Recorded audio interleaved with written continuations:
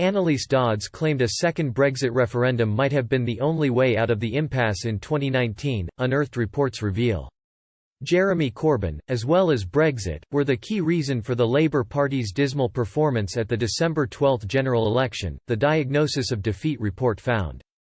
More than half of the defectors, 3/4 of whom chose the Conservative Party, said Labour would need to change very significantly before they would return to the fold. The report published earlier this year was put together by Lord Ashcroft and based on a poll of more than 10,000 voters as well as focus groups in traditional Labour heartlands that turned blue.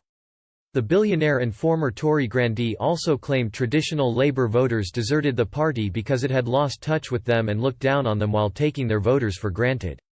The Brexit position the party eventually settled on, that Labour would support a second referendum between Remain and a renegotiated deal, was also largely unsuccessful, not least since it was largely seen as the party shifting towards a more pro-EU position. One of the people who first advocated this was Labour MP Anneliese Dodds, who has recently been appointed Shadow Chancellor by Sir Keir Starmer. In January 2019, Ms. Dodds told Cherwell magazine, "In terms of Labour's position on how we can deal with the situation, I'm obviously concerned with where we are now as a country. I'm very worried about the deal that's being proposed by Theresa May. It would be very bad for us, particularly in Oxford where we need to have certainty about customs arrangements into the future. We don't have that under her deal, and that's a big issue for big employers like BMW who have big questions about freedom of migration. We need to have a different approach.